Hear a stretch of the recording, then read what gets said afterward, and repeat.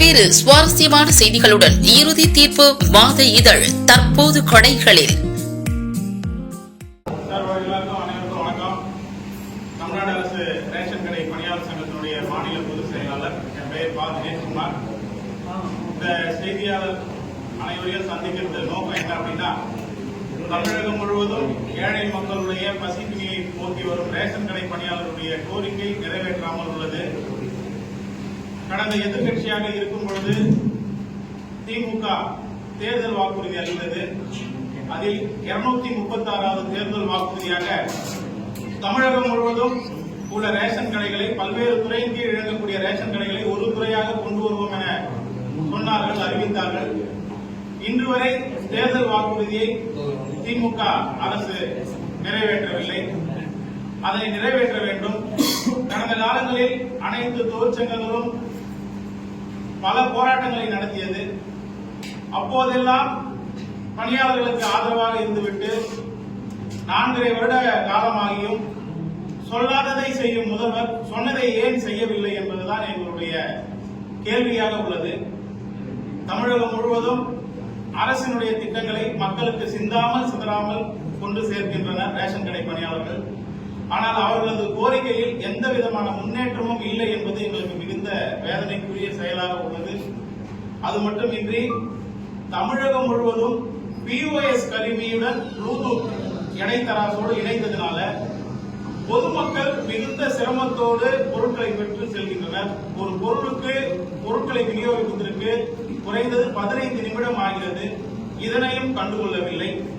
எங்களுக்கு எவ்வாறு பொருட்கள் நாங்கள் பொதுமக்களுக்கு விற்பனை செய்கிறோமோ, அதாவது 1 கிராம் கூட குறைவில்லாமல் நாங்கள் பொதுமக்களுக்கு கொடுத்து வருகிறோம். ஆனால் எங்களுக்கு கிடையில் இருந்து வரக்கூடிய பொருட்களையும் POS எப்படி நாங்கள் விற்பனையை பண்ணுகிறோமோ அதே போல் உள்வரவையும் ஏற்றி கொடுக்க வேண்டும். நுகர்பொருள் வாணிப கழகத்தில் இருந்து எடை குறைவின்றி ரேஷன் கடைகளுக்கு வருவதை எண்ட் டு எண்ட் கணினி மயம் என்கிறார்கள். எண்டில் மட்டும் கணினி மயத்தை வைத்துக் கொண்டு ஆரம்பத்தில் கணினி மயத்தை வைக்கவில்லை. இது ஒரு குறைபாடாக உள்ளது. இதனால் பொதுமக்கள் மிகுந்த சிரமப்படுகிறார்கள். கேட்டால் இது மத்திய அரசு திட்டம் என்கிறார்கள். மற்ற விஷயத்தில் எல்லாம் கவனம் செலுத்தி பொதுமக்களுடைய, ஏழை எளிய மக்களுடைய உணவு பசியை தீர்க்கின்ற இந்த திட்டத்தில் அரசு கவனம் செலுத்த வேண்டும். தற்போது முதல்வர் மருந்தகம் ஆரம்பிக்கப்பட்டது. அரசினுடைய எந்த திட்டமும் திட்டமிடல் இல்லாமல் மக்களிடையே கொண்டு செல்வதில் பல்வேறு சுணக்கங்கள் ஏற்படுகிறது. முதல்வர் மருந்தகம் என்று ஆரம்பித்துவிட்டு அது தெருக்களிலும் பல்வேறு இடங்களிலும் வைத்துவிட்டு அது சுகாதாரத்துறை இருக்கு, அவங்க மூலமா பண்ணலாம். இனி கூட்டுறவுத்துறையில ரேஷன் கடைக்கு வேலை வரவங்க 10வது 12வது மட்டும் தான் முடிச்சுட்டு வராங்க. அவர்களை வைத்து மருந்தகங்கள் நடத்துறாங்க. அதுல மருந்தகங்கள்ல விற்பனை குறையும் போது ஒரு நாளைக்கு 100 ரூபாய்க்கு பில் போடணும், 200 ரூபாய்க்கு பில் போடணும்னு சொல்லி பணியாளர்களை ரொம்ப துன்பப்படுத்துறாங்க. இந்த மாதிரி முதல்வர் மருந்தகத்துக்கு தனியா ஒரு துறை இருக்கும்போது கூட்டுறவுத்துறைக்கு ஏன் வழங்குறாங்கன்னு தெரியல. இது மட்டும் இல்ல, தோட்டக்கலைத்துறை இருக்கு, ஆனா பண்ணை பசுமை காய்கறி கடை ரேஷன் கடைக்காரர் நடத்துறாங்க.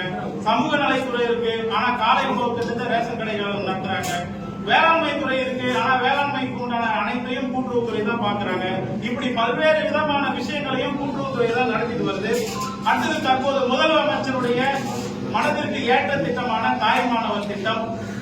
இந்த தாய்மானவர் திட்டம் எதற்காக கொண்டு வரப்பட்டது அப்படின்னா, வயசானவங்களுக்கு வீடு தேடி ரேஷன் பொருளை கொடுக்கிறோம்.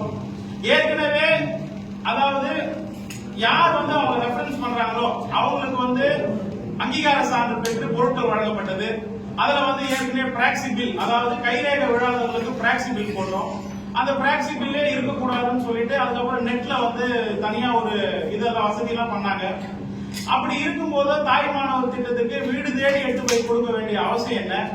யார் விரும்புறாங்களோ, ஏன்னா எவ்வளவு 70 வயசுன்னு இல்ல, குறைந்த வயது இருக்கிறவங்க பொருட்கள் தரணும்னா அவங்களுக்கு ஏதாவது இப்ப எப்படி நம்ம கேஸ் புக் பண்றோமோ அந்த மாதிரி புக்கிங் செய்து கொடுக்கலாம். ஆனா இப்ப நாங்க வீடு வீடா போறதுனால அந்த ஒரு நாள் கடையை நாங்க மூடிட்டு தான் நாங்க வீடு வீடா செல்ல வேண்டிய சூழல் இருக்கு. இதெல்லாம் அரசு கவனத்துல எடுத்துக்கணும். இதெல்லாம் செம்மையா எப்படி பண்ணலாம் அப்படின்னா, இப்ப எல்லாருடைய மொபைல் எண்ணும் அதுல இணைச்சிருக்காங்க. எல்லாமே OTP எல்லா மொபைல்லையுமே இருக்கு. அப்படி யார் பொருள் வாங்க வராங்களோ அவங்க எதுக்கு OTP அமைச்சு கூட இந்த திட்டத்தை மேலும் சிறப்பா செய்ய முடியும். அரசு எந்த திட்டத்தை சொன்னாலும் கூட்டுறவுத்துறை உயரதிகாரிகள் எதுவுமே அதுல இருக்கிற குறைபாடுகளை பார்க்கறது இல்லை. ஆனா உடனடியா இதை செய்யணும் கீழ்மட்ட அதிகாரிகளையும் துன்புறுத்தி பணியாளர்கள் மிகுந்த சிரமத்துக்கு ஒர்க் பண்றாங்க. இந்த தாய்மானவர் திட்டத்துல மாற்றுத்திறனாளி பணியாளர் இருக்காங்க, கர்ப்பிணி பணியாளர் இருக்காங்க, எவ்வளவு பிபி பேஷண்ட் அவங்க கூட நம்ம ரேஷன் கடையில வந்து வீடு வீடா கொண்டு சேர்க்கறதுல மிகுந்த சிரமம் இருக்குது. அதனால அரசு யாருக்கு வேணுமோ அவங்க வந்து புக் பண்ணாவே யூனிவர்சலா இந்த பொருள் எல்லாருக்கும் கிடைக்கிற மாதிரி வழிவகை செய்யணும். அதே போல பகுதி நேர கடைகளுக்கும் முழு நேர கடைகளுக்கும் ஒரே மிஷினை வைக்கிறாங்க. இந்த பிஓஎஸ் கருவி பல இடங்கள்ல சர்வர் கோளாறு ஏற்படுது. ஒரே கடைக்கு 2 மிஷின், கடைகளுக்கு தனித்தனியா வந்து மிஷினை கொடுக்கணும். அதே போல இந்த ஒயாசிஸ் நிறுவனம் அந்த மென்பொருளை வந்து கொஞ்சம் வேகமா இது இருக்கிறதுக்கு உண்டான வேலைகளை பார்க்கணும்னு இந்த நேரத்தில் கேட்டிருக்கோம். அதே போல கூட்டுறவு சங்கங்களின் மாநில பதிவாளருடைய கட்டுப்பாட்டில் நாங்க இயங்குறோம். எங்களது கோரிக்கைகள் எல்லாமே கூட்டுறவு சங்கங்களின் மாநில பதிவாளருக்கு தெரிஞ்சாலும் அவ்வப்போது அதிகாரிகள் நாங்க வந்து ஒரு நல்ல நிலையில போயிட்டே இருக்கும்போது உடனடியா மாறிடுறாங்க. அதனால எங்கள் கோரிக்கையில வந்து சுணக்கம் ஏற்படுது, நிறைவேற்றுவதில் காலதாமதம் ஏற்படுது. அதனால கூட்டுறவு சங்கங்கள்ல கூடுதல் பதிவாளராக இந்த துறையிலேயே பதிவு உயர்வு பெற்று உள்ளவங்களை கூடுதல் பதிவாளராக நியமித்தாங்கன்னா இன்னும் மேலும் மேலும் பணியாளர்களுடைய கோரிக்கை நிறைவேறதுக்கு ஒரு நல்ல வாய்ப்பாக இருக்கும் இந்த நேரத்தில் கேட்டுக்கொண்டு, அதே போல தமிழகம் முழுவதும் ரேஷன் கடையில மளிகை பொருள் கொள்முதல் பண்றாங்க. ஜேபிசி அப்படின்ற ஜாயிண்ட் பர்ச்சேஸ் கமிட்டி அது மூலம் வந்து ரேஷன் கடையில வந்து மளிகை பொருளை கொள்முதல் பண்றாங்க. அது வெளிப்படைத்தன்மையாவே இல்ல. ஜேபிசினா ஜாயிண்ட் பர்ச்சேஸ் கமிட்டி, ஒரு சிண்டிகேட் அவங்களுக்குள்ள ஒரு 10 பேர் 15 பேர் அமைச்சிட்டு ரேஷன் கடைகளுக்கு தரமில்லாத பொருள்களும் வெளி மார்க்கெட்ல அறிமுகம் இல்லாத பொருள்களும் விற்க சொல்லி பிரச்சனை எழும்போது உங்களோட மாதிரி பத்திரிகையாளர்கிட்ட ரேஷன் கடையில் கட்டாயமாக பொருட்கள் வாங்க வேண்டிய கட்டாயம் இல்லைன்னு ஒரு அறிக்கை மட்டும் விட்டுட்டு இதாலேயும் பணியாளர்கள் தான் பாதிக்கப்படுறாங்க. அதனால இந்த ஜாயிண்ட் பர்ச்சேஸ் கமிட்டி ஜேபிசி எல்லாம் ஒழிச்சு வெளிப்படையான கொள்முதலை பண்றதுக்கு கூட்டுறவுத்துறை முன்வர வேண்டும். மேலும் எங்களுடைய கோரிக்கை சம்பந்தமா அனைத்து கட்சிகளுக்கும் நாங்க வந்து கடிதம் எழுதினோம். அதுல குறிப்பிட்டு ஒரு 3 சங்கங்கள் 3 அரசியல் கட்சி மட்டும் அவர்களுடைய கண்டனத்தை அரசுக்கு பதிவு செஞ்சாங்க. எடுத்துக்காட்டா பாமக, அமமுக, ஓபிஎஸ் ஐயா அவங்க மட்டும் அறிக்கை கொடுத்தாங்க. ஆனா நாங்க வந்து தினமலர் பத்திரிகையில வந்து அனைத்து அரசியல் கட்சிக்கும் நாங்க வந்து எங்களுக்கு கோரிக்கை சொன்னோம்.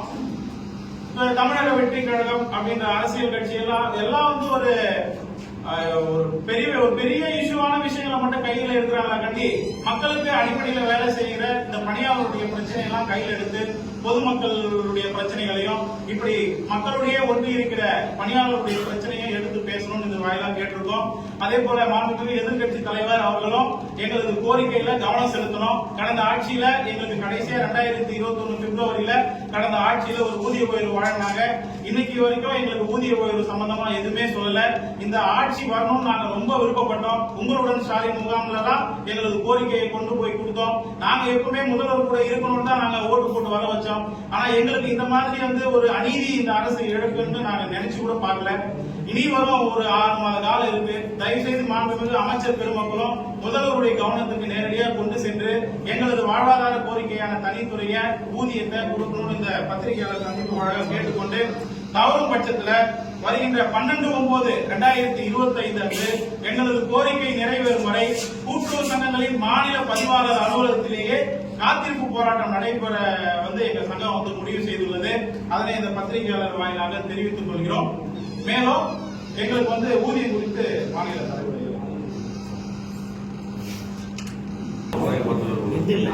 அனைவருக்கும் வணக்கம். எங்களுடைய வாழ்வாதார கோரிக்கையான ஊதியத்தை பெற வேண்டிய கட்டாய காலத்தில் இப்பொழுது இருக்கிறோம்.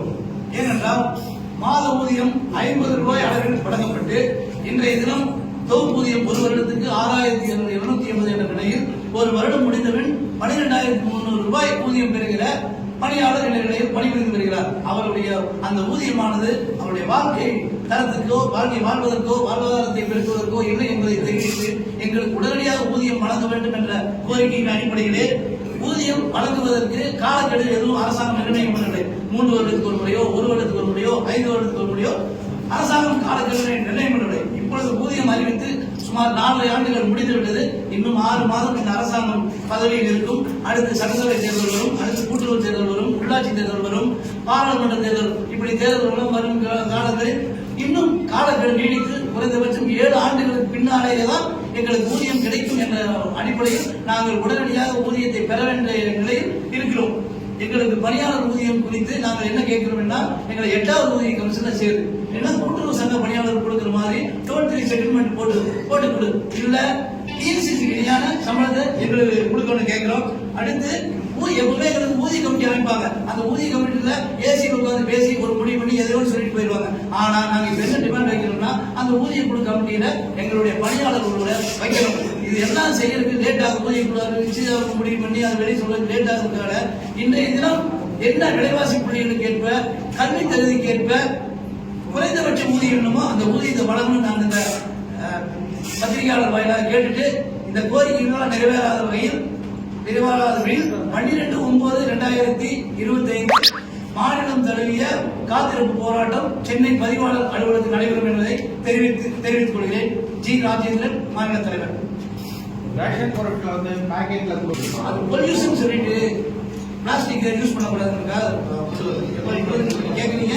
15 வருஷம் கோரிக்கை வச்சோம். ஏன்னா பிரச்சனை இல்லை, வெயிட் கம்மியா இருக்குது அப்படின்னு சொல்றீங்க. ஆனா அதுக்கு இப்போ சால்வ் பண்ணிக்கிறாங்க. சரியான ஒரு கிலோனா 10 கிலோ கொடுக்குற அளவுக்கு இப்போ கொண்டு வந்துட்டாங்க. பாயிண்ட் ஆஃப் ஸ்கேல் ஊருக்கு இணைச்சு அப்படி 10 கிலோ கரெக்டா இருந்தால் பில் விடுதோ, இல்லைன்னா பில் விடுதாது. இது தாய்மார் திட்டம் வந்து ரேஷன் பணியாளர் இருக்குது, கண்டிப்பா இருக்குது. ஏன்னு கேட்டீங்கன்னா 60-70 வயசுக்கு மேல இருக்கிறவங்களுக்கு தான் கொடுக்க சொல்லுது. அது 2 பேர் 70 வயசு இருக்குன்னு சொல்லுது. அந்த 2 பேரும் மேல் மாடியில் இருப்பாங்க, 3வது மாடியில் இருப்பாங்க, 2வது மாடி இல்ல 2 பேரும் மக வீட்டுக்கோ போயிடுவாங்க. 2 பேருக்கும் கைரேகை வாங்கணும். இப்போ எல்லாத்துக்குமே நம்ம கூட 30 வயசு 35 இருக்கிற ஆளுக்கு நிறைய உழுக மாட்டேங்குது. அந்த 70 வயசு 80 வயசு இருக்கிறவங்க எப்படி உழுவுங்கிற விஷயத்த நீங்க தெரிஞ்சுக்கணும். அப்போ என்ன பண்ணணும், நம்ம வண்டியை கொண்டு போய் நிறுத்திட்டு மேல 3வது மாடிக்கு எடுத்துட்டு போய் கொண்டு வரணும். இன்னொன்னு அந்த வீதியிலேயே வண்டி போகாது, எப்படி சப்ளை பண்றது விஷயம். இப்போ நம்ம கடையில வச்சாலே பாயிண்ட் ஆஃப் ஸ்கேல் வேலை செய்ய மாட்டேங்குது, பிஓஎஸ் மிஷின் வேலை செய்ய மாட்டேங்குது, அந்த இது நெட் கிடைக்க மாட்டேங்குது. வண்டியில போயில தேர்தல போயில தடதடன்னு போயிட்டு எப்படி போறது தெரியுது. இதை விட முக்கியமான விஷயம் என்னன்னா, 50 வயசுக்கு மேல இருக்கிற லேடிஸ், மாற்றுத்திறனாளி எல்லாம் எப்படி ரேஷன் பொருள் அந்த வீதியா போடுவாங்கிறது அரசாங்கம் இதுவரைக்கும் கணக்கெடுக்கல, எதையுமே யோசனை பண்ணல, கேட்கல. ஆனா தாய்மானம் கிட்ட அனௌன்ஸ் பண்ணிட்டாங்க. அதை வந்து சீரிய முறையில பரிசீலனை பண்ணணும்னு நாங்க கேட்டுக்கிறோம். வெளிமாநில நபர்கள் வந்து அது ஒரு வாய்மொழியாக இருந்துச்சு. வெளிநாடு, வெளிமாநிலம், வெளிவட்டம், வெளித்தாலுக்கா இல்ல பக்கத்து கடையில இருந்து இன்னொரு கடைக்கு போறா, இந்த கடையில் எவ்வளவு சேல்ஸ் ஆகுது அப்படின்னு பார்த்து ஒரு 5% 10% ஒதுக்கலான்னு தான் சொல்றாங்க. ஆனா அந்த ஒதுக்கீட்டு முறை வாயிலாக தான் இருக்கிறது, நடைமுறை இல்லை. பில்லு போடுற மிஷின்ல நெட் பிரச்சனை வருது, எதனால? அது ஒரே காரணம்னா, அந்த ஒயாசிஸ் ஒரு கம்பெனி இருக்கு, அதை ஒழிச்சா எல்லாமே சரி இருக்கு. இப்ப நம்ம சார் வேலை செய்யறதில்ல, ஏன் எங்க சார் வேலை செய்ய மாட்டேங்கிறது? வேறவங்களுக்கான செல்லை வச்சுதான் நாங்க விற்பனையே செய்யறோம். அதனுடைய இதை வச்சுதான் செய்யறோம். அந்த கம்பெனி ஒழிச்சா எல்லாம் சரியா போயிடுச்சு சார். அரிசி பொறுத்த மட்டும் சார், அதாவது அரிசியில வந்து NPHH, PHH, அப்புறம் FRPHH சொல்லிட்டு அரிசியை வந்து யூனிவர்சலா கொடுக்காம இவங்க என்ன பண்ணிக்கிறாங்கன்னா, ஆப்ஷன்ல PHH அரிசி, அதாவது PHH priority house holders, NPHH நான் பிரியாரிட்டி ஹவுஸ் ஹோல்டர்ஸ்னு பிரித்து கடைகளுக்கு வந்து அந்த பிஓஎஸ் மிஷன்ல வந்து அரிசியை பதிவேற்றம் செய்யறாங்க. இதனால என்ன ஆகுது அப்படின்னா, உங்க கார்டு PHH அப்படின்னா இன்னொரு கார்டு NPHHனா NPHH உண்டான அரிசி இருக்கும், PHH உண்டான அரிசி இருக்காது. அந்த நேரத்துல எங்களால பில்ல போட்டு கொடுக்க முடியாது. ஆனா நீங்க எங்களை திருப்பி கேட்கலாம், 10 மூட்டை அடிக்க வச்சீங்க, ஏன் எங்களுக்கு கொடுக்க முடியலன்னா அந்த மிஷின்ல இருந்தாலும் நாங்க பில்லே பண்ண முடியும். அப்போ அரசாங்கம் என்ன பண்ணணும்னா, இதெல்லாம் வந்து சீர்தூக்கி பார்த்து இன்னைக்கு ஒன் நேஷன் ஒன் கார்டு வந்துச்சு. யார் வேணாலும் கன்னியாகுமரியில இருந்து சென்னை வரைக்கும் எங்க வேணாலும் பொருள் வாங்கிக்கலான்னு. அரிசியை யூனிவர்சலா வந்துக்கணும். அந்த கணக்கீடு அவங்க பண்ணிக்கணும். NPHH கார்டா PHH கார்டான்னு அரசு பிரிச்சுக்கணும். இப்ப 2000 கிலோ அரிசினா 2000 கிலோ அரிசியும் பில் போடுற அளவுக்கு வசதியை ஏற்படுத்தி தரணும். PHH, NPHH, PHH, AAOE, PHH, அதே போல NPHH போலீஸ் கார்டு, இப்படி எங்களுக்கு 10 விதமான பதிவேட்டில் இருக்கு. இப்போ வந்து AAOE 35 கிலோ அரிசி கொடுக்கணும். இப்ப வெளியூர்ல இருந்து அவர் இங்க வந்து பாரு, அவர் 35 கிலோ அரிசி என்னால கொடுக்க முடியாது. ஏன்னா அரிசியை மொத்தமா கிலோனா கிலோ 10,000 கிலோனா 10,000 கிலோ பச்சரிசி புழுங்கல் அரிசி காமிக்கணும். அப்படி காமிச்சா மட்டும்தான் எல்லாருக்கும் நாங்க பொருள் விநியோகம் பண்ண முடியும். இன்னைக்கு இவங்க அட்டை வகையை பிரிச்சுட்டாங்க. PHH சென்ட்ரல் கவர்மெண்ட், NPHH மாநிலம். நாங்க 2 பில் போட வேண்டிய சூழலா இருக்கு. இதனாலதான் சார் அந்த பிரச்சனை வருது. இல்லன்றது இல்ல, கடையில ஸ்டாஃப் இருந்தால எங்களால கொடுக்க முடியல. இதுதான் சார் அந்த விஷயம். என் பேர் பா. தினேஷ்குமார், மாநில பொதுச் செயலாளர், தமிழ்நாடு அரசு ரேஷன் கடை பணியாளர் சங்கம். அவர் ஜி. ராஜேந்திரன், மாநில தலைவர்.